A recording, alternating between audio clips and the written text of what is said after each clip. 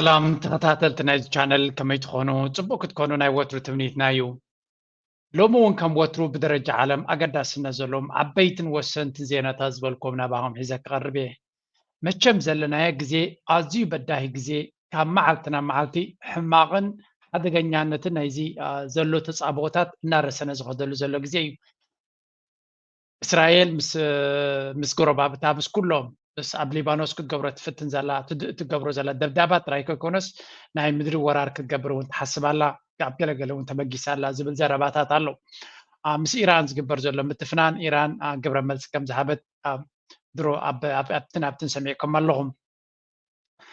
እሱ ጥራይ ግን ኣይኮነን ኣብ መንጎ ራሽያን ዩክሬንን ዝቕፅል ዘሎ እሞኻ ናብ ሓደገኛ ኩናት ክሰግረሉ ዝኽእል ምክንያቱ ኣሜሪካን ኤውሮጳ ነቲ ዝድለ ናይ ዩክሬን ሕቶ ወይ እውን ውሽጢ ራሽያ ንክሃርሙ ተፍኪዶምሎም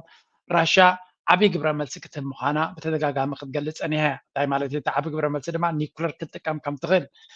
እዩ ዝንገር ዘሎ ስለዚ ብኩሉ መንገዲ ዳርጋ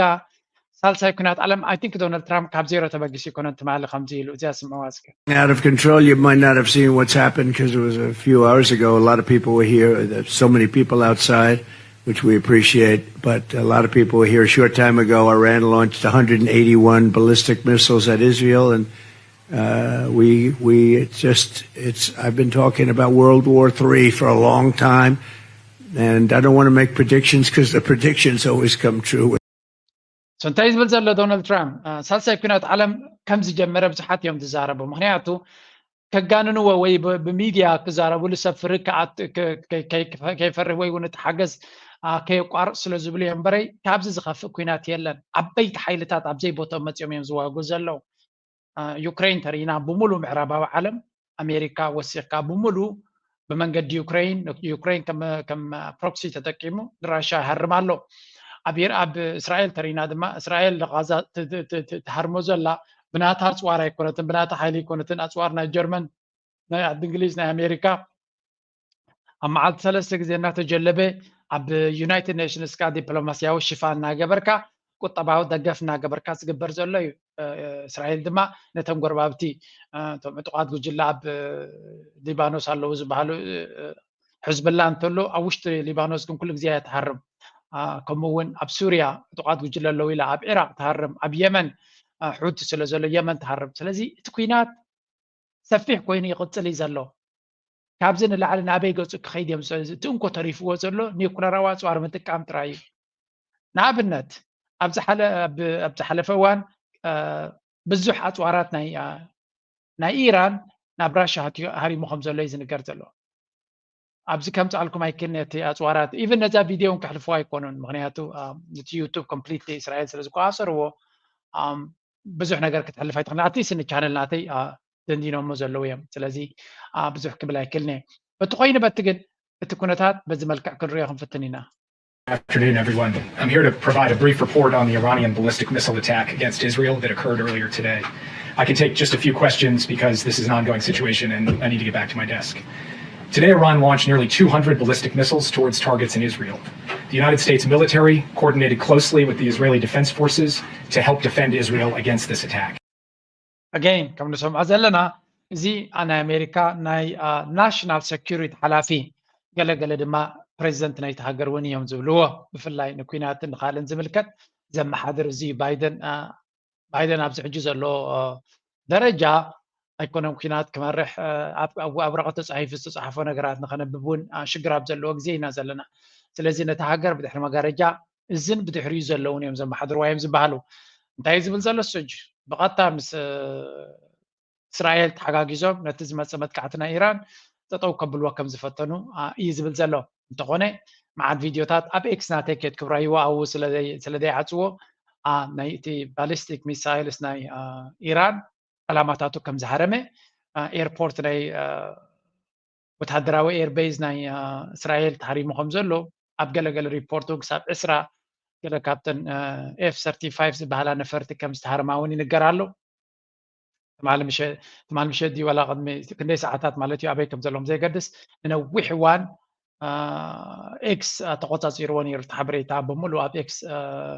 ብብዝሒ ወሪዱ ነይሩ እስራኤል ግብረ መልሲ ክትህብያ እዩ ዝበሃል ዘሎ እንታይ ዓይነት ግብረ መልሲ ክትህብያ ኢራን ድማ ግብረ መልሲ እንድሕሪብኩም ካብዚ ጌርና ዘለና 1000 ዕፅፊ ግብረ መልሲ ክነቢና ኢሎም ኣለዉ ስለዚ እቲ ኩነታት ናበይ ገፁ ክኸይድ ከም ዝኽእል እስራኤል ኣበይ ግብረ መልሲ ክትህብ ከም ዝኾነት እያ ሓቢራ ነይራ ከም መጠንቀቕታ ቀዲማ ኣብቲ ናይ ነዳዲ ሪፋይነር ናይ ኢራን ምንጭ ናይ ቁጠባኦም ንዝኾነ ንዑ ክንሃርም ኢና ኢሎም ኣለዉ ከምኡ እውን እቲ ናይ ኒኩለራዊ ቦታታት ክንሃርሞ ኢና ኢሎም ኣለዉ ኢሎም ነይሮም እንድሕሪ ንዑ ጌርኩም ከምኡ እንድሕሪ ጌራ ድማ ኢራን እንታይ ኢላ ኣላ ንዝኾነ ይኹን ናይ ነዳዲ ቦታታት ኣብ ማእከላይ ምብራቕ ዘሎ ክንሃርም ኢና ኢላ ኣላ ዝኾነ ቦታ ኣብ ስዑድያ ድዩ ዘሎ ኣብ ኢማራት ድዩ ዘሎ ኣብ ቀጠር ድዩ ዘሎ ብዘይገድስ ኣብ ዝኾነ ቦታ ንዘሎ ክሃርም ኢላ ኣላ ከምኡ ድማ ናይ ዝኾነ ናይ ኣሜሪካ ቤዝ ኣብቲ ከባቢ ዘሎ ከምቲ ናይ እስራኤል ኤር ዲፈንስ ሲስተም ዘይብሎም ንዓታቶም ድማ ክሃርም ኢላ ኣላ እዚ እንታይ ማለት እዩ እስራኤል ግብረ መልሲ ተሂባ ድሕሪኡ ኢራን ግብረ መልሲ ተሂባ እቲ ኩናት ብምሉኡ ናብቲ ዞባ ተላቢዑ ኣሎ ማለት እዩ ካብዚ ድማ እቲ ግደፍ ተባሂሉ እቲ ናይ ነተንያሁ ግደፍ ተባሂሉ ዘይሰምዕ ስለ ዝኾነ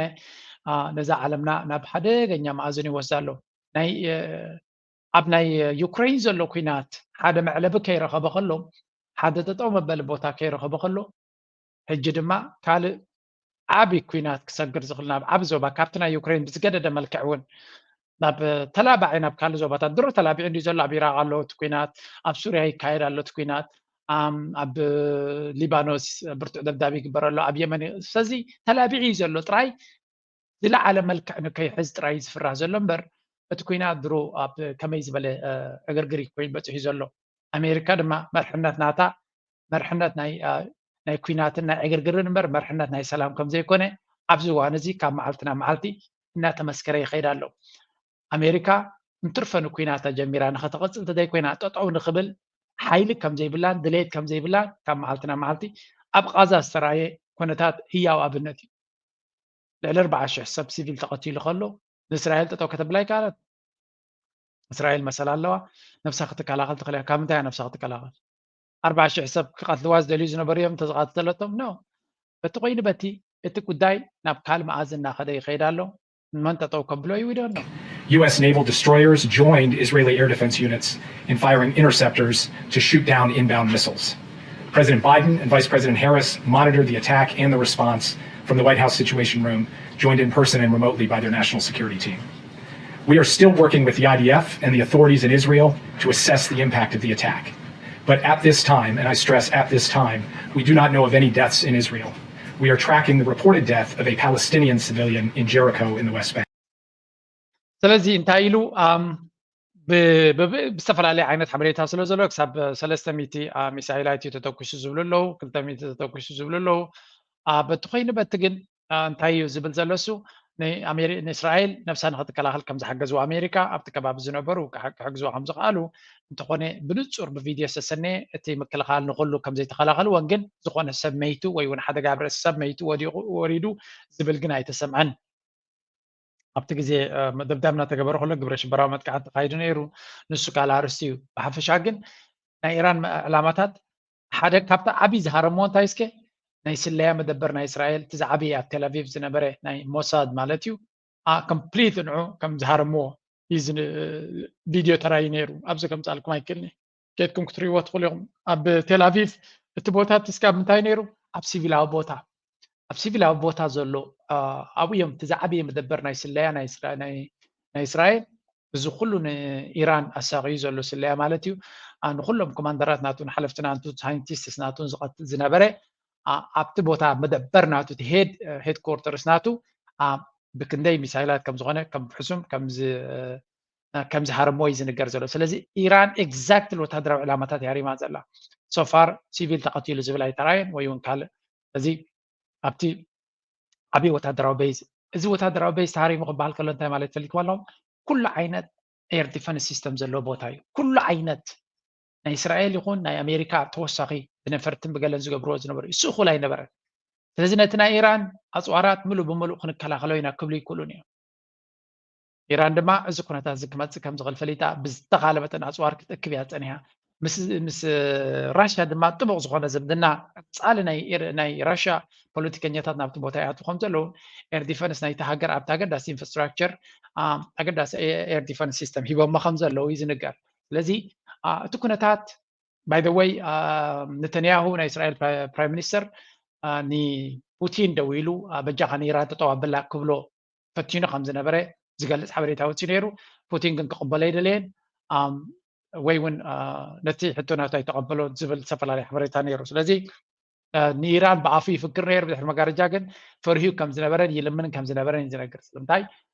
ብዙሕ ኣፅዋራት ኣብ ብዙሕ ግንባራት ተጠቂሙ ኣሎ ኦልሬዲ ብሕጂ ምስ ኢራን ክጅምር ዝኽእል ኩናት ንእስራኤል እውን ብዙሕ ሓደጋ ከምፅኣላ ከም ዝኽእል ድሮ ኣፅዋራት ናቶም ክኣቱ ከም ዝኽእል ነቲ ኤር ዲፈንስ ሲስተም ናይ እስራኤል ክሓልፉ ከም ዝኽእል ድማ ካብ መዓልቲ ናብ መዓልቲ ድሮ ኢራን ብካልእ መንገዲ ፈቲናቶ ነይራ ብመንገዲ ሕዝብላ ፈቲናቶ ነይራ ብመንገዲ ሕቲ ፈቲናቶ ነይራ ስለቲ ነቲ ኤር ዲፈንስ ሲስተም ክሓልፎ ከም ዝኽእል ፈልጡ ነይሩ እቶም ሕቲ እንቶም ካልኦት ዘለዎም ድማ እቲ ዝበለፀ ኣፅዋር ናይ ኢራን ኣይኮኑን ስለዚ እቲ ዝበለፀ ናይ ኣፅዋር ናይ ኢራን ድማ ዝበርትዕን ዝሓየለን ክኸውን ስለ ዝኽእል ድሮ ድማ ነቲ ኣብ ብፍጹም ፅንፅያ እውን ኣይሕልፍኒ ዝበሃል ዝነበረ ኤር ዲፈንስ ሲስተም ሓሊፎሞ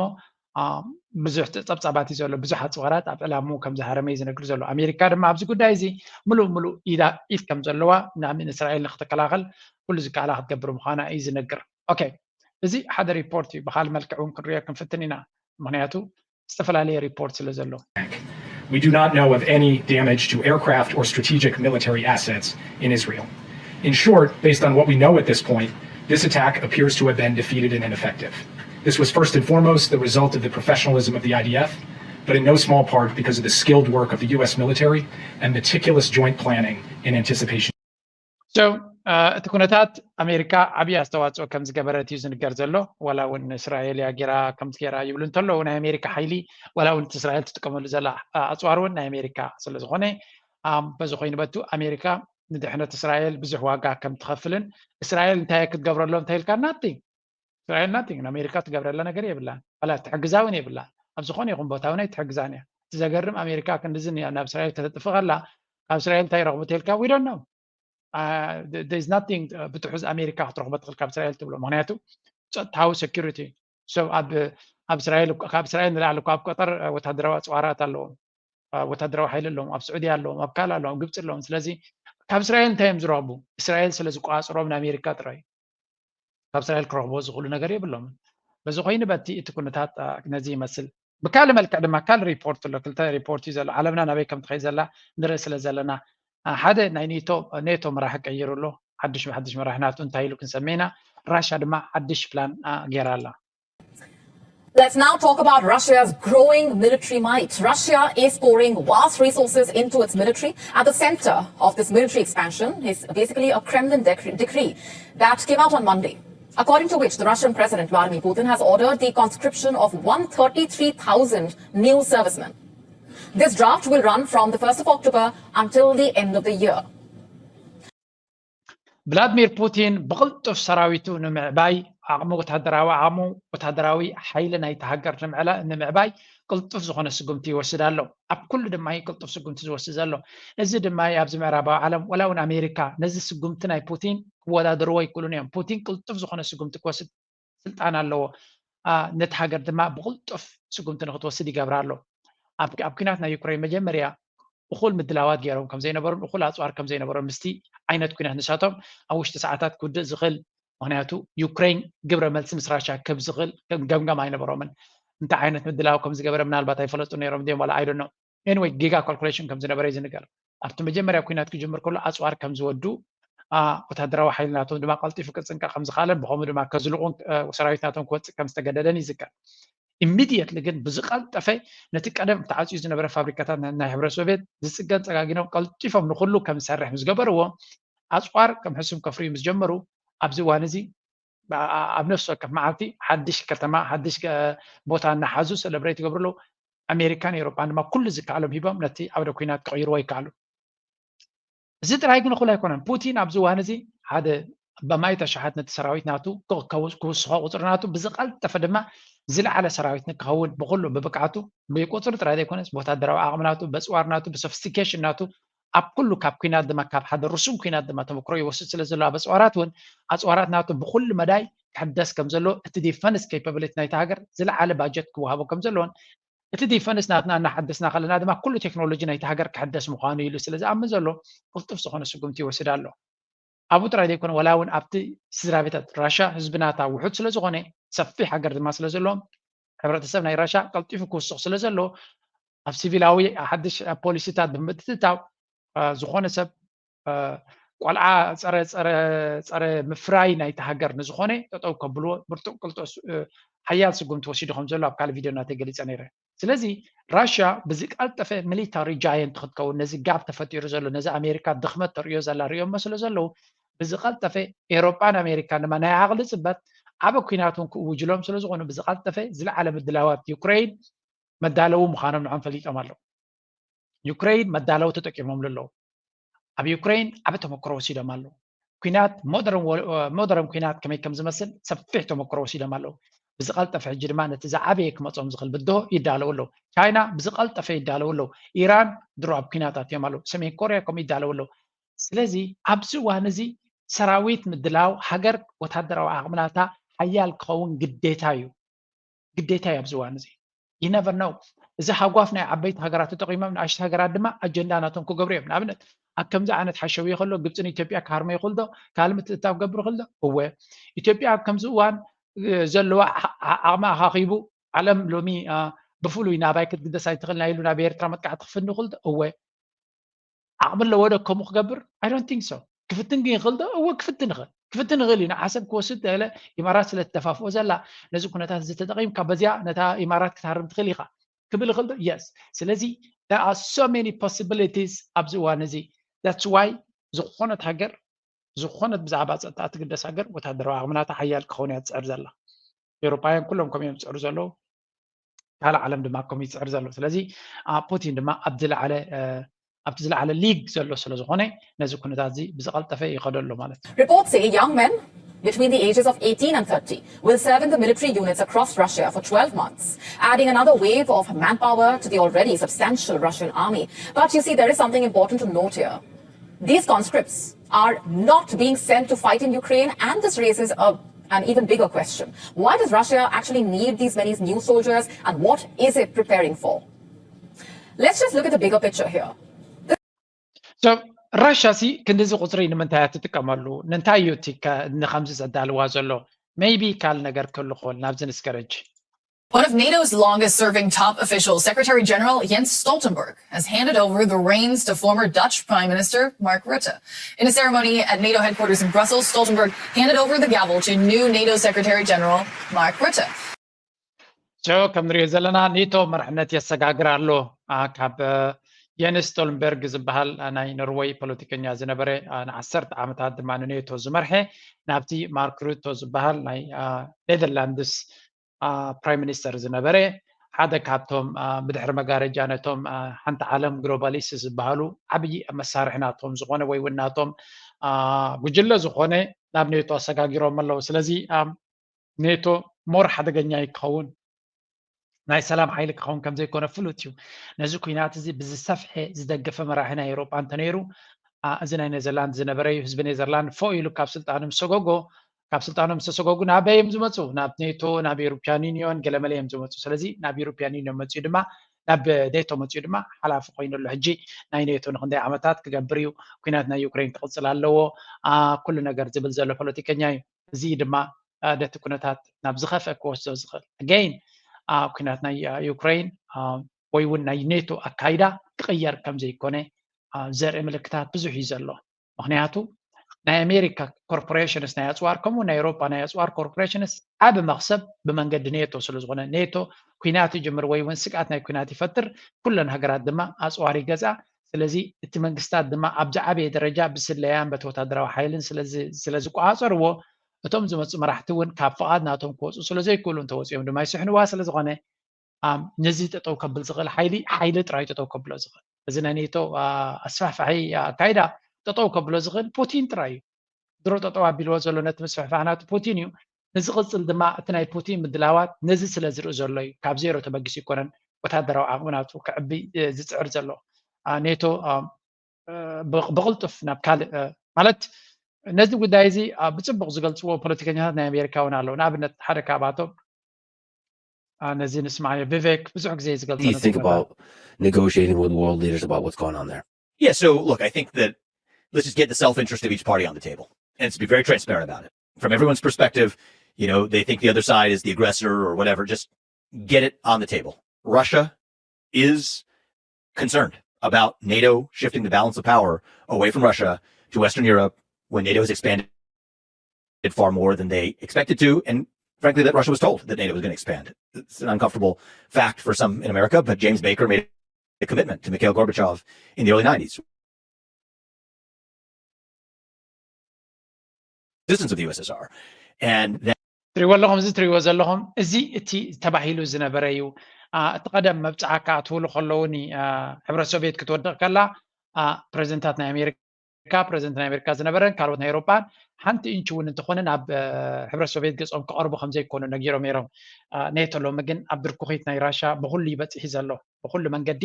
ናብ ኣብዚ እዋን እዚ ተቐደም ክኸውን ከሎ ኣብ 98 ኣብዚ እዋን እዚ ኣበይ በፅሒ ኣለሮ እዩ that is a reality we have to contend with. That's the Russian perspective. From the Western perspective, the hard fact is Russia was the aggressor. ብሓፈሻ እቲ ናይ ኔቶ ምስፍሕፋሕ እዚ ስእሊ እዚ እውን ሌቴስት ይኮነን ስዊድንን ፊንላንድን ወስኸሉ ሕጂ ስለዚ እታ እንኮ ተሪፈን ዘለዋ ናብቲ ሜይንላንድ ናብ ዩክሬን ካኣትዋ ዝኽእላ ቤላሩስን ዩክሬንን እየን ስለዚ ቤላሩስ መሓዛ ናይ ራሻ እያ እቲ ዩክሬን ዝበሃል ግን ዝዓበየ ሃገር ከም ምዃኑ መጠን ንሱ ብዙሕ ህዝቢ ዝነበሮ ስለ ዝኾነ እዚኣ ዩክሬን በፍጹም ናብ ራሻ ክትኣቱ ከም ዘይብላ ናብ ኔቶ ክትከውን ከም ዘይብላ ቀይሕ መስመር ናይ ኣሜሪካ እዩ ነይሩ ናይ ፑቲን ናይ ራሻ እዩ ነይሩ ነዚ እውን ክሰግርዎ ስለ ዝፈተኑ እዚ ኩናት ዝጀመረ ስለዚ ካብ ዜሮ ተበጊሱ ዝተጀመረ ኩናት ወይ እውን ራሻ መሬት ናይ ዩክሬን ክትወርር ስለ ዝደለየ ዝጀመረ ይኮነን ሴኩሪቲ ናትካ ከም ኔቶ ዝኣመሰለ ዓብ ጎቦ ብዙሕ ሃገራት ዘለዎ ኣብ ውግእ ረብሓ ዘለዎ ንራሻ ድማ ክበታትና ዝፅዕር ካብ መጀመሪኡ ድማ ንራሻ ከም ፀላኢ ዝሰኣላ ስለ ዝኾነ ፑቲን ቀይሕ መስመራት ናቱ ገይሩ እዩ ንዑ ስለ ዘይሰምዕዎ ድማ እምበር ከምኡ ክትገብሩ ተኮይንኩም ንዩክሬን እቲ ንዓና ስጋት ክፈጥረና ዝኽእል ክፋል ናይ ዩክሬን ክንሕዞ ኢና ምክንያቱ ነቲ ብላክሲ ንምቆፅፃር ክሕግዞ ዝኽእል ኣብ ደገ ባሕር ናቶም ስለ ዝኾነ እሱ ንዑ ምቆፅፃር ክሕግዘና ዝኽእል ዘበለ ኣስጉምቲ ክንወሲድና ኢሉ ኣብ 2008 ነጊርዎም ነይሩ ድሕሪ ናብ ዩክሬን ክትኣቱ ጀሚርኩም እዚአን ሕጂ እርባዕተ ሒዝዎን ዘሎ ክፋላት ናይ ዩክሬን ክሕዘን ምዃኑ ኣቐዲሙ ነጊርዎም ነይሩ ኦኬ እዚ ነይሩ እቲ ኩነታት ንቐፅል እቲ ኔቶ እንታይ ክገብር ይትዕላሙ Chief said he can't wait to get started. His predecessor said he has the perfect background after juggling the interests of 4 coalition governments in the Netherlands. The change in the leadership happens as the transatlantic military alliance confronts some of the biggest challenges since the Cold War.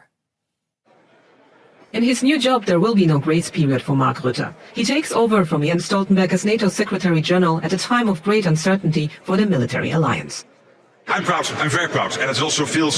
like a huge task and big shoes to fill from Jens Stoltenberg. Rutte served 14 years as Prime Minister of the Netherlands. Some people miss him here already, says Nienke de Zitten, a journalist who's covered Dutch politics throughout Rutte's term in office. She describes him as easygoing, chatty and very solution-oriented. Mr. Rutte shaped many of NATO's decisions. He is considered a strong supporter of Ukraine and a skilled negotiator. When Turkey and ከም ንሪኦ ዘለና እዚ ነቲ ኔቶ ልክዕ ነቲ ኩናት ናይ ኩናስ መንፈስ ናቱ ንክውስኽ ቦቲ ዘለዎ ንክቕፅል ክገብሮ ዝኽእል ፖለቲከኛ ምዃኑ ርዱ እዩ ስለዚ is nothing እቲ ነቲ ኩነታት ክቕይር ዝኽእል ከም ንሪኦ ዘለና ብሓፈሻ ከም ዘለዎ ክቕፅል ምዃኑን እቲ ዘሎ ኩናት ኣብ ዩክሬን ጠጠው ክብል ከም ዘይኮነ ኢና ንርኢ ሓንቲ ብዚኣ ኣላ እዛ ዘረባ እዚኣ ኩሉ ግዜ ክዝክርዋ ይደሊ Not for Russia win this war. Otherwise, the US and European interests will be very damaged. It's not a matter of generosity alone. It's not a matter of supporting Ukraine because we love Ukrainian people. It is in our own interest. زياد بلاكم زلو زي توب دبلومات نا European Union يو منستر ጉዳያት ወጻኢ ወይ ከፎሬን አፌርስ ሓላፊ ጆሴፍ ቦሬል እዩ እንታይ ብላሎ ንዩክሬን ሕግዝ ዘለና መሳኪን ስለ ዝኾኑ ስለ ንፈትዎም ጎረቤትና ስለ ዝኾኑ ወይ እውን ኤውሮጳውያን ስለ ዝኾኑ ይኮነ ኖ ረብሓ ስለ ዘለና ኣብይ ዝብለኩም ዘሎ ረብሓ ናቱ ይገልጾ እኔ ኤግዛክትሊ ኣብ ካል ቪድዮ ግን ኣምፅልኩም ነይረ መሬት ናይ ዩክሬን መብዛሕቱ መንገዚእዎ ኣሎ እዩ ዝበሃል ዘሎ ራሻ ገዚኣ ኮርፖሬሽንስ ናይ ኣሜሪካን ናይ ኤውሮጳን ገዚኦኖ ኣለዋ ዝዓበየ ክፋል ናይ ኣሜሪካ ኮርፖሬሽንስ እየን ገዚኦኖ ዘለዋ እቲ መሬት ዝሕረስ ትፀጋታት ዘሎ መሬት እዚ ድማ ኣብቲ መጀመርያ ዕዳ ኣብ ዝደልዩሉ ዝነበሩ ንዘለንስኪ ዕዳ ክንባካቱ ኮይና ሕጊ ናይ መሬት ፎሬነርስ ክገዙ ከም ዝኽእሉ ክትቅይሮ ኣለካ ኢሎሞ ኤግዛክትሊ ወፃእተኛታት ክገዙ ዘይኮነስ ኮርፖሬሽንስ ኣብ ዩክሬን ዝተመስረታ ብናይ ደገ ካምፓኒታት ግዝውነና ክገዝኣ ከም ዝኽእላ ሕጊ ጋብ ክፈጥሩ ከም ዘለዎ ገይሮሞ ኢሚድየትሊ ድማ እቲ መሬት ብዙሕ ካብኡ ካብቲ ራሽያ ተዋጊኣ ክንደይ ደም ኣፍሲሳ ሒዛቶ ዘላ መሬት ብከምዚ ብሕሱር ዋጋ ኩና ስለ ዘሎ ኣብ ዕዳ ስለ ዘሎ ተሃገር ንዑ ኢዱ ዓፂፎም ዝወሰድዎ መሬት ከም ዝዓቢ ዝንገር እቲ ገይም ኩሉ ረብሓ ምዃኑ እቲ ረብሓ ድማ ነታ ዩክሬን ትበሃል ሃገር ከም ሃገር ልኡላውነት ዘለዋ ኮይና ከምዘይ ትቕፅል ዝገብር ምዃኑ እዚ ከዓ ኩሉ ብፕላን ዝተገበረ ኣሜሪካ ናብኡ ክትመፅእ ከላ ታክቲክ ነይርዋ ካልእ ግዜ ብሰፊሑ ከምፃልኩም ክፍትን እየ ኣብዚ እዋን እዚ ግን ኣብቲ ወታደራዊ ኩነታት ስለ ዘለና እቲ ዝብልዎን ዝገብርዎን ፈላሊኻ ምርዳእ ልዑል ኣገዳስነት ኣለዎ ኣሜሪካ ኣብ ከምዚ ብየማንን ብፀጋምን ኣብ ዲቕ ዝበለ ኩናት እያ ዘላ እቲ ኔቶ ዝበሃል ወላ እውን ኣብቲ ናይ እስራኤል ጉዳይ ወላ እውን ኣብ ናይ ኣፍጋኒስታን ጉዳይ ኣብ ብዙሕ ኢዱ ኢትዩ ዝነበረ ሕጂ ድማ ናብ ኤስያ ከይዱ ንቻይና ኣብ ምቕርቃር እጃሙ ከበርክት ምዃኑ ዝንገረሉ ዘሎ ጉዳይና ንርኢ ዘለና ኣሜሪካ ድማ እቲ ናታ ኢድ ኣብ ኩሉ ግንባራት ብየማንን ፀጋምን ከመይ ፋሕፋሒሉ ኣሎ ባይ ዘ ወይ ናይ ራሽያን ናይ ኢራንን ርክብ ሓደ ካብቲ ነዚ ምዕራባዊ ዓለም ዝሕምሞ ዘሎ ወይ እውን ዘዕብዶ ዘሎ ኩነታት ተሎ ንስዩ ምክንያቱ እዚኦም ሃገራት ምርኻቦም ካልእ ሓይሊ ከምፅኡ ክእሉ እዮም Moscow has condemned Israel's killing of the Iran-backed Hezbollah leader Hassan Nasrallah in Beirut. It followed an unprecedented attack across Lebanon in which communications devices like pagers exploded, killing or maiming many of Hezbollah's fighters. The Russian Prime Minister traveled to Tehran today for talks with Iran's President Pezeshkian. ስለዚ እንታይና ንርኢ ዘለና ዓለምና ሓደክ ናታ ዝኣኽላ ዘራያት ኣብ ምውጋን እያ ትርከብ ዘላ እቲ ምውግጋን ናይ ዘራያት ድማ ናበይ ክወስድ ዝኽእል እቲ ኩናት ቻይና ብኣሜሪካ ምስ ካልኦት መሻርክታ ኮይና ክትቅርቅራ ትፍትናላ እቲ ኩነታት ድማ ቴንሽንስ ኣሜሪካ ምስ ቻይና ክትዋጋእ ከም ትኽእል ዘንፍት ብዙሕ ነገራት ኣሎ እዩ ዝበሃል ዋላ እውን ቻይና ዘይትደልዮ እንተላቲ ኩናት ምክንያቱ ኣብ ሳውስ ቻይና ሲ ኣብ ኣፍ ደገ ቻይና መፂኦም እዮም ንቻይና እውን ልቦም ዝጥፍሎም ዘለው ንግዲ ንከይገብሩ ቁጠብኦም ንከይዓቢ ኩሉ ዓይነት ተፃብኦ እዮም ዝገብርሎም ዘለው ኩሉ ዓይነት ብድሆታት ክፈጥሩሎም እዮም ዝፍትኑ ዘለው ቻይና ድማ ንበይና ኣሜሪካ ካብ ካልእ ኩናት ዕሪፋ እንድሕር መፅያ ብዙሕ ሽግር ክትፈጥረሎም ምዃና ፈሊጦም ስለ ዘለው ራሽያ ነዚ ኩናት እዚ ብፍፁም ክትሰዓረሉ ይደልዩን እዮም ብሕቡእ እንታይ ይገብሩሎም ከም ዘለዎ ብዙሕ ዘረባ እዩ ዘሎ ሓደ ካብቲ ዝረብ ዘሎ ፅንሂለ ከርእየኩም እየ ምክንያቱ ፍሉይ ድሮናት ቻይና ንፑቲን ንምስራሕ ትሕግዞ ከም ዘላ ዝገልፅ ሓበሬታ ወፂኡ ነይሩ if I find it correct. And speaking of provocation, is Russia developing secret war drones with China? An explosive report by news agency Reuters says so. It already has the US spooked. Let's tell you what the report says. According to Reuters, Russia has set up a weapons program in China, a program that will include the development and production of long-range attack drones. Drones that will reportedly be used by Russia in the war against Ukraine. So እዚ እቲ ዝዝረብ ዘሎ ጉዳይ እቲ ጉዳይ ዝዝረብ ዘሎ ከም ንሪኦ ዘለና ኣብ መንጎ ቻይናን ራሽያን ብዙሕ ዲልስ ከም ዘሎ ብወቅዕ ዘይተገለፀ ኣብ ኩሉ ዓይነት ወታደራዊ ኣብ ኩሉ ፅላታት ሽርክነት ክገብሩ ይደልዩ ከም ዘሎ ምክንያቱ እቲ ስግኣት ንክልቲኦም ተመሳሳሊ ምዃኑን ንሳቶም ክልቲኦም ኣብ ናሕትሕዶም ዘለዎም ስግኣት ኣዝዩ ሚኒማል ምዃኑ ሓደ ነቲ ሓደ ፀቂጡ ዝረኽቡ ረብሓ ከም ዘይብሉ ክልቲኦም ተመላልዮም ክኸዱ ዝኽእሉ ዳ እምበር ቻይና ካብ ራሽያ ጎቢጣ ክትወስዶ ትኽእል ፍሉይ ፀጋታት ከምዘየለ ወይ እውን ራሽያ ንቻይና ጎቢጣ ክተብሎ ክልቲኦም ሲ ኢንዲፐንደንት ዝኾነ ኣካይዳ ዘለዎም እዮም ስለዚ ንክልቲኦም ድማ ተመሳሳልን ብርቱዕን ዝኾነ መጥቃዕቲ ተፈኒሎም ኣሎ ናይ እገዳ ድዩ ናይ ፀቕጢ ድዩ ናይ ምሕፃር ድዩ ከምኡ ናብ ኩናት ክምዕብል ዝኽእል ስለዚ ቻይና ራሽያ ክትሰዓር ማለት መቃብራ ባዕላ ምኹዓት ማለት እዩ ንቻይና ራሽያ ኣብዚ ኩናት ዝተሳዒረ ማለት ቻይና መቃብራ ሽዑ ክትኩዕት እዩ ዘለዋ ምክንያቱ ኣሜሪካን ራሽያ ተስዒራታ ኣብዚ ሎሚ ቻይና forget it they have no chance ንኩሉ ዓለም ሞቢላይዝ ገይሮም ንከውድቕዎም they will have everything ምክንያቱ ክንደይ ግዜ ነጊረኩም እየ ቻይና ብቁጠባ መበል ካልኣይ ክትብሎ ትኽእል ኢኻ እቲ ዝሓየለ ግን ራሽያ እዩ ራሽያ ፀጋታት ኣለዎ ኣይዞሌት ጌርካ ከለካ ሰርቫይቭ ክገብር ዝኽእል እዩ ቻይና is not ቁጠባ ናቶም ኣብ ንግዲ እዩ ዝምርኮስ ንግዲ ጠጠው ተቢልካ ኣለዎም እንተዓፂኻዮም ቁጠባ ናቶም ብዙሕ ዕንወት ክወርዶ ከም ዝኽእል ክትፈልጥ ኣለካ ኦፍ ኮርስ እተን ሃገራት ካብ ቻይና ጠጠው በሉ ተይልካዮም ቁጠባ ናይ ካልኦት ሃገራትካ ኩሉ ክፅየቕ እዩ ልክዕ ከም ኤሮፓ ዳገና ቻይና እንድሕር ዘይተፈቒዱሎም ቁጠባ ናቶም ኮምፕሊትሊ ክፅየቕ ዝኽእል ወይ እውን ነዳዲ ናይ ራሽያ ምስ ጎደሎም ኮምፕሊትሊ ቁጠቦም ተፀይቑ ዘሎ ልክዕ ከምኡ ቻይና እውን ነተን ካልኦት ሃገራት ብዘይ ቻይና ክነብራ ወይ እውን ቁጠባን ፅቡቅ ክኸውን ከም ዘይክእል ገይራ እያ ነቲ ቁጠባ ሃኒፃቱ ዘላ ስቲል ኣሜሪካ بعالخن تفطنت هاجرات إلى تطوع كتبلغهم تغل الراشا جن هذا حزبهم كل زدلية بعد له كل زدلية عبا هاجري بتستعجاتات له كم دما ولا كاب عالم عتي خايو بوتين هذا كاب تزار حلو زبهال كل نجار تعتي خايون حزبه بلعوا ستيك نبر كم زغل سلف سافيشنت كون كم زلوا China ليتم عالم تسرحوا زلوا أبيهم كل عالم تتعزياته نهاجرهم زخون كل عينة مسارعي أبعدهم كلهم كم زلوا كل عينة تكنولوجي بعلم سرحوا كم زلوا زي تبلاناتهم completely self sufficient كون هم زلوا كم زي يرترى بعغمة بنيشتي عغمة ملو بملو self reliant أب نفسها استمركوسة كل زليا أبعد كلها كم زلوا اتسترفع دما مجايات تراك كون كم زلوا بزي بو كتنبر كم تغل كتكبر كم زلك أنا عبرت إنترنت عبيداي كون كم زي إنترنت نبر تغلها من البعض يقول طبعا كم تزدل لك كتمس تكنولوجي كتوانا تفاي تغل أي تغل تغون كتنبر تغلها لذي كتنبر كم تغل ما يرترى بروف جرات في إنترنت كم تنسوم زقاعات روحهم تستوم زبلوا هذا يكونه نعاز قوون بيزك إنترنت هلوا خوني جن بعبيو كل تجارات تلقى زي ستن زبل عن ماين زد اللي مين انفراستراكشر تلقى كتنبر تخليها في الليل ما أبحرشة أقول عامن تلقى حرشات زي بالكا مقبل ماين كتفر زي بالكا جن of course كتنبر هاي تخلني قاب حتى يرجع فرقش كش كتقول تخليها. And the report cites sources from a European intelligence agency. It says that Ames Kopol, which is a subsidiary of Russian state-owned arms company Almaz Ante, has developed and flight tested a new drone model. They are calling it the Garpia 3 G3. It can reportedly travel about 2,000 kilometers with a payload of 50 kgs. So زي درون زي بحجزنا China عند تسريحه أزي حيال كون كم زغنا فلوتيو هذا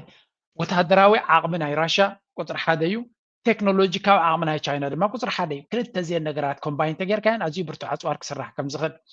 ولا أبني كل يوم بحدد سرح زلوا يز بحال زلوا سلزي كل يوم حجرات شركة نتلوم لناتهم كومبيتنس لهم راشا سفيز غنا نيني كل راون وتهدراون عقمن تاريخنا اللوا China دما أب تكنولوجي أب تزل على درجة بس يحملوا كل تزياتهم كومباين زغون الريسورسز تجاتاتن تكنولوجي تمكرون شير تجيرهم ولا حد ستوب تطوق بلهم زغل حيلي يلن سلازي إزي حسود دي حكم زي قدس حكم بحرقينه جد أنا دما بكل ما نقدر نراشا كتحجز China بزح سجون تات كتكيد كم تغل زخا فلوي حدا بوتين مس شيء قرب زلهم أركنتهم كم زلهم يزنقر زت أمامنا ما راح تمخانهم كلا يدما كم زبلكم حدا مودع نتحدا مقابر سلزقنا موت سلزقنا لذي ولا ون تكون تاتي situation يقد دوميو بحدا بتبق صرحو يقد دوميو إذن ود زني دما كل يوم أبستفل عليه أبديبلوماسيا عودي أبيو إنك ما تقولوا كل يوم ما بزحتك زي تمساسل مركزي زلوا حدا عند مركزي زلوا من أمريكا دما بخلتي وجن جوداي وتسوا في international arena أب كنت أباك ما تقول لكمو أب وتهدروا عام ما تقول لكمو لذي كل يوم كم دما كل يوم ترى خلاته يكون they have to have a big side on their side لذي تبريكس بحالا بزغرة بعزل جبر وعلى حدا عبي كنتي كون نزو كنتات زي شركة نايزن هجرات محزنة نايزن هجرات نبزل على درجة نموسع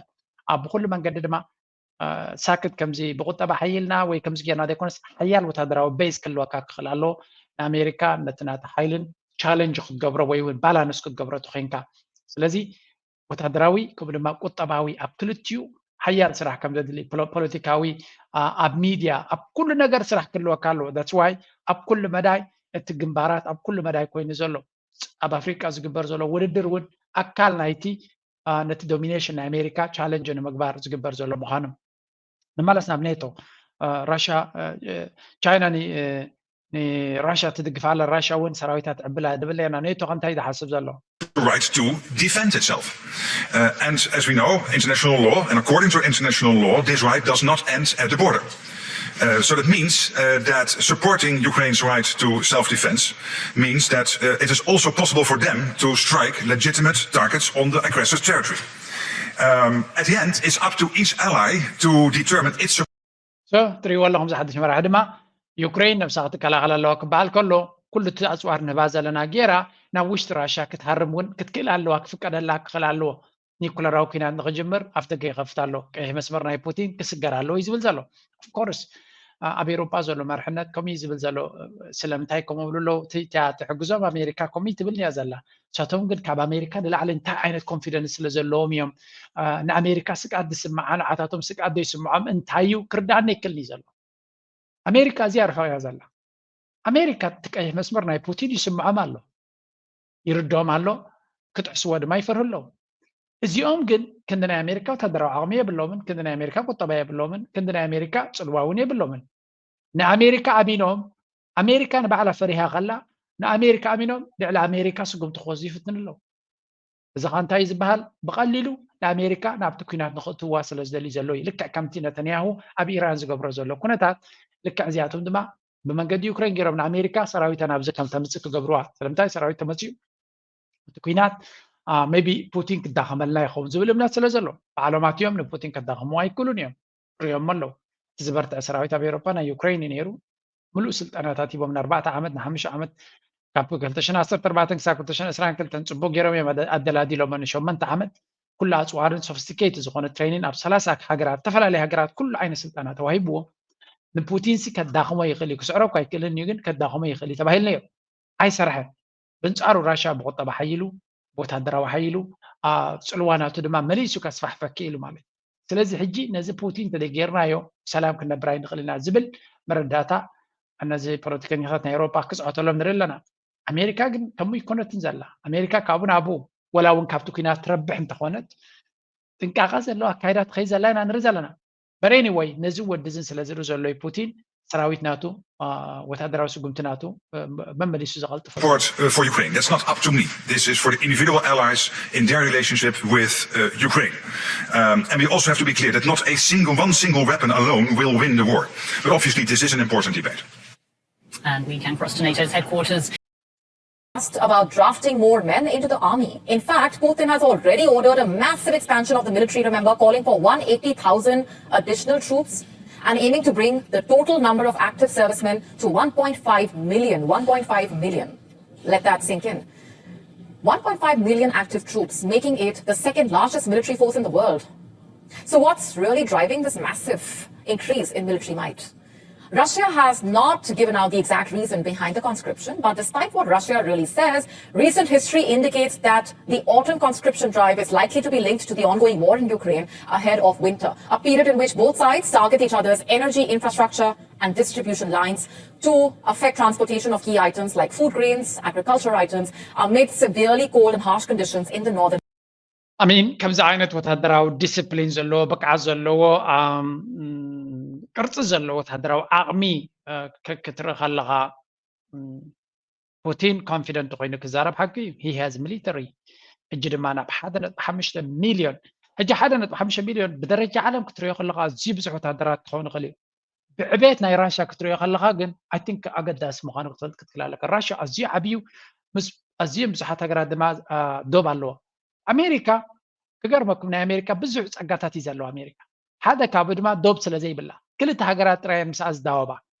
ብመሬት ምስኣ ዝዳወባ ካናዳን ሜክሲኮን ጥራየን it's a very very easy country ዲፈንድ ንክገብርዎ ካልኦት ሃገራት ከምኡ ይኮናን መዓት ራሽያ ንኣብነት ዓበ ሃገር እዩ መዓት ሃገራት እዩ ዘሎ ዶብ ምስ ዘለዎ ነፍሲ ወከፍ ዶብ ድማ ሰትል ክትገብር ክትክእል ኣለካ ወይ እውን ብኩሉ ዶብሲ ሓደጋ ክመፀካ ከም ዝኽእል ትፈልጥ ኢኻ በዚ ኦፍኮርስ ሓያል ስለ ዝኾነ ንራሽያ ክተናኸብ ዝኽእል ሓይሊ የለን ፀገም ንነፍሱ ሽግር ክፈጥር ዘይኮይኑ በቲ ኮይኑ በቲ ቻይና ንኣብነት ከምኡ መዓት ዶባት ስለ ዘለዋ በቲ ናይ ፊሊፒን ፀገም ይበሃል በቲ ምስ ህንዲ ፀገም ይበሃል በቲ ገለመለ እንታይ ማለት እዩ ዶባት ምስ ብዙሓት ሃገራት ምህላው ብዙሕ ቻሌንጅ ኣለዎ ንባዕሉ ኦፍኮርስ ብዙሓት መዳውብቲ ስለ ዘለካ ድማ ንሽርክነትካ ድማ ዝቐለለ እዩ ብዙሓት መሻርክቲ ክትገብር ትኽእል ኣብ ጥቃኻ ስለ ዘለዎ እቶም ጎረባብትኻ ብቐረባ ስለ ዝፈልጡ ከምሳኻ ክነግዱ ምሳኻ ዝምድና ንክገብሩ ይኽእሉ እዮም እዚ ቻይና እውን ኣብ ከባቢያ ዝምድናታት ንክትገብር ቀሊል እዩ ንዓ ወላ እውን እተን ናይ ኣሜሪካ መሓዙት ዝበሃላ ጃፓን ሳውስ ኮርያ እውን ብዘይ ቁጠባ ናይ ቻይና ብዘይ ዕዳጋ ናይ ቻይና ፍጹም ሓንቲ ቁጠባን ክቕፅል ኣይክእልን እዩ ክርኽመሽ ጥራይ እዩ ዝኽእል ስለዚ ቻይና ዓብይ ፅልዋ እዩ ዘለዋ ትፈልጥ ኢኻ ብኩናት ኣይኮነትን ክስዕረን እዘን ሃገራት እዚኣተን በቲ ናታ ዕዳጋ ጥራያ ክስዕረን ኣብ ሎንግ ተርም ሶ ንመለስ ናብ ራሽያ ሰራዊቱ ዝዕቢ ዘሎ እቲ ካብ ኔቶ ክመፅእ ዝኽእል ስጋት ካብ ኣሜሪካ ክመፅእ ዝኽእል ስጋት ንዑ ንምብዳህ ጥራይ ዘይኮነ ነቲ ሄጅመን ናይ ኣሜሪካ ኮምፕሊትሊ ቻሌንጅ ንምግባር ብኩሉ መዳይ ሰፊሕ ወታደራዊ ዓቕሚ ክህልወካ ክኽእል ኣለዎ ማዕረማርዩ ድማ ሽርክነት ምስ ካልኦት ሃገራት ክህልወካ ኣለዎ ወታደራት ኣብዚሕካ ኣፅዋር ኣብዚሕካ በይኑ እኹል ኣይኮነን ኣብ ቁጠባ ሓያል ክትከውን ኣለካ ሓያል ንኽትከውን ድማ ሓያል ሽርክነታትን ዝምድናታትን ክትሃንፅ ኣለካ that's why ብሪክስ ዝበሃል ምስ ቻይና ዝግበር ዘሎ እቲ ሻንጋይ ኮርፖሬሽን ዝበሃል ከምኡ እውን ራሽያ ኣፍሪካ ኣብ ኣፍሪካ ትገብሮ ዘላ ተበግሶታት ምስ ካልኦት ኣብ ሰንትራል ዩሮ ኤሽያ ዝበሃል ዘሎ ምሕዝነት ዝግበር ዘሎ ምስቲ ኣስያን ዝግበር ዘሎ ዝምድናታት Russia is moving pretty fast even ኣብ ላቲን ኣሜሪካ ትኾኖም ብዙሓት ሃገራት ብቐረባ ምስ ራሽያ ክሰርሓ ዝደልያ ብፍላይ እተን ፀጋታት ዘለዎም ከም በዓል ሜክሲኮ ከም በዓል ቬኔዙዌላ ኩባ ወላ እውን ሜክሲኮ ምስ ራሽያ ንክሰርሕ ፀገም ከም ዘይብሉ ብተደጋጋሚ ዝተገልፀ ኩነታት እዩ Hemisphere. You see, Russia has done similar such conscriptions in the past. Despite Russia initially stating otherwise, conscripts were still reportedly deployed along the Russia-Ukraine border and could be called upon to sign contracts and be battle-ready. The war, which began in 2022, continues to drag on with no end in sight. Despite the heavy losses both in manpower as well as equipment, Russia has no intention really of backing down, it seems. In fact, reports suggest that it's only doubling down. The Kremlin, as per reports, is pumping in more money than ever into its defense sector, making it clear that military strength remains a top priority. By 2025, defense spending will hit a record 13.5 trillion rubles. That's about $120 billion.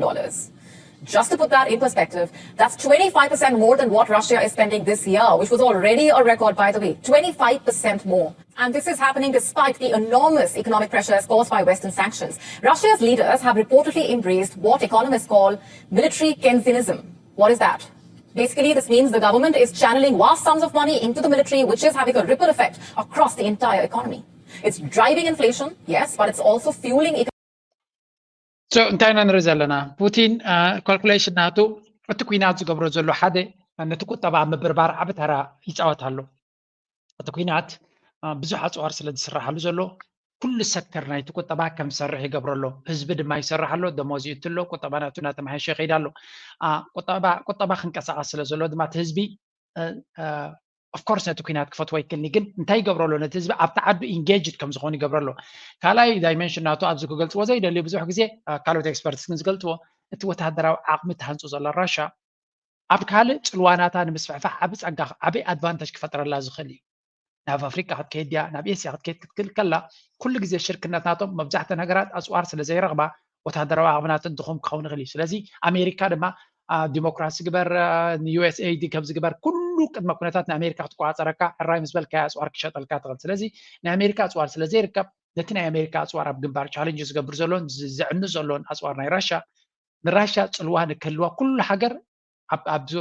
ኣብ ደጊኣ ክመፅእ ምዃኑ ክትፈልጥ ኣለካ ስለዚ ድማ ሽርክነት ናታ ነቲ ናታ ናይ ኣፅዋር ዓቕሚ ዘለዋ ዲ ናይ ቴክኖሎጂ ዓቕሚ ዘለዋ ዲ ናይ ካልእ ዘለዋ ነቲ ህዝቢ ናታ ፅልዋናት ብዓለም ደረጃ ንክዓቢ ንግድን ሽርክነትን ንክፈጥር ክሕግዞ እዩ ለኩሉ ድማ ወታደራዊ ሓይሊ እንተለካ ማንም ሸለሊሉ ክሰግረካ ዝኽእል ሓይሊ ከምዘየለ ክትፈልጥ ኣለካ that's why እቲ ቁጠባ ይበራበር ስለ ዘሎ ክሬቲቪቲ ናይቲ ህዝቢ ይጥቀምሉ ስለ ዘለዉ ኣብ ኩሉ መዳይ ድማ ካብ ደገ ገዚኻ ከምዚ ኤሮጳ ዝገብርዎ ዘሎ ካብ ደገ ገዚኻ ተምፅእ ተለካ ክሳራ እዩ ካብ ውሽጢኻ ዝመፅእ እንተኮይኑ ግን ነቲ ቁጠባ የበራብሮ ናብቲ ቁጠባኻ ድማ ፖዚቲቭ ኢምፓክት ኣለዎ ከምቲ ካልኣይ ኩናት ዓለም ንኣሜሪካ ዝገበሮ ዝተባሃለ ማለት እዩ ኣብ መወዳእታ ኩናትን ወረ ኩናትን ብጣዕሚ ይብርትዑ ዘሎ ኣነ ናተይ ትምኒት ሰላም እዩ ሰላም ክመፅእ ይደሊ ሰላም ግን ስለ ዝደለካዮ ጥራይ ኣይመፅእን እዩ ኪኑ ዝኸይድ ነገራት ከም ዘሎ ክትክእል ኣለካ ሓይሊ እንተለካ ንኩናት ንሰላም ድማ ብኩናት ኢኻ ተውሕሶ እዩ ዝበሃል ሓያል ኩናት ምድላው ተለካ እዩ ሰላም ከጋጥመካ ዝኽእል growth in some sectors, particularly those tied to military production. In Moscow, it seems the narrative is quite clear. Putin has repeatedly said that all of Russia's objectives in Ukraine. So, بحفشة انتهينا نرزلنا علمنا نبحد زي تبغى معزن تخيل الله حدا جاب قدمي على نزح حدا جازي انت سجيراته علمنا سلام كتستمر تخليها زلنا يا حدا قادر يجاكن بالتعمي سنسيتيفيو ونياتو زلوا زلنا أسوارات